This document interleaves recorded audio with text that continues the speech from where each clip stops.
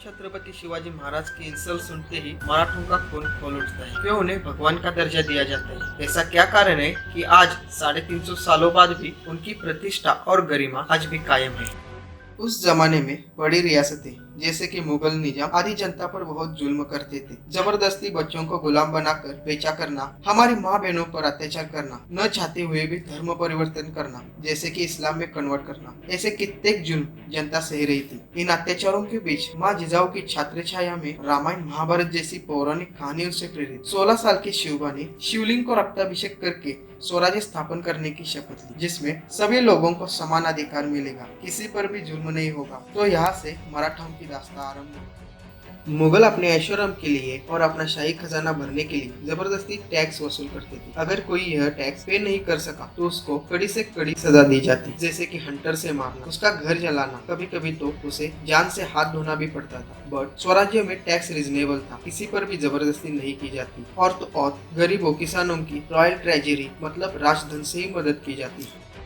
छत्रपति शिवाजी महाराज स्त्रियों का हमेशा आदर सम्मान करते थे। उनका यह उसूल था कि परस्त्री माँ समान होती है, फिर चाहे वो दुश्मन की ही क्यों ना हो। आज हमें रेपिस्ट को सजा दिलाने के लिए प्रोटेस्ट करना पड़ता है, कैंडल मार्च करनी पड़ती है, फिर भी वो सीना तान खड़े घूमते हैं। लेकिन छत्रपति का शासन अलग ही था। ऐसे दरिंदों को वो जान से नहीं मारते, बल्कि उनके दोनों हाथ पैर काट के गाँव के बीच रखा जाता, ताकि उसे देखकर किसी और में ऐसी घिनौनी हरकत करने की हिम्मत न हो। युद्ध में दुश्मन के जो बच्चे औरतें पकड़े जाते, उन सभी को बंदी बनाने के अलावा सम्मान पूर्वक रिहा किया जाता। उस वक्त मुगलों द्वारा पैसा और लालच या जबरदस्ती से धर्म परिवर्तित किया जाता था। सभी दूसरे धर्म संकट में थे। मुगल स्ट्रीट और the religions as a sheep, they also destroy their religious places, but Chhatrapati never hurt any religion places, always respect every religion. स्वराज्य के दरवाजे सभी धर्मों के लिए खुले थे।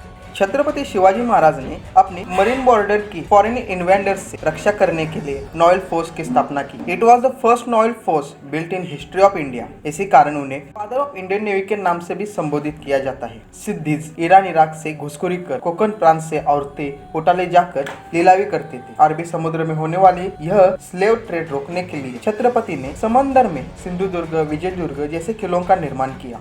छत्रपति शिवाजी महाराज महाराणा प्रताप के शौर्य, साथ में ही आचार्य चाणक्य की बुद्धि का कंबाइन अवतार थे। He have no army, no fund, no land and support, but they have natural leadership skills. Pune के पास मावळ प्रांत है। उन्होंने यहाँ नोटिस किया कि लोगों के पास साहस तो बहुत है, लेकिन इन बड़ी रियासतों की वजह से उनकी मानसिकता गुलामगिरी की जंजीरों से जकड़ी थी। फिर उन्होंने अपने लीडरशिप स्किल के जोर पर लोगों को एकजुट करना शुरू किया। लोगों को समझाया गुलामी एक मानसिकता है, हमें इस जंजीर को तोड़ना ही होगा। इसी तरह से उन्होंने आजादी के लिए सेना के मावड़े बनाना शुरू किया।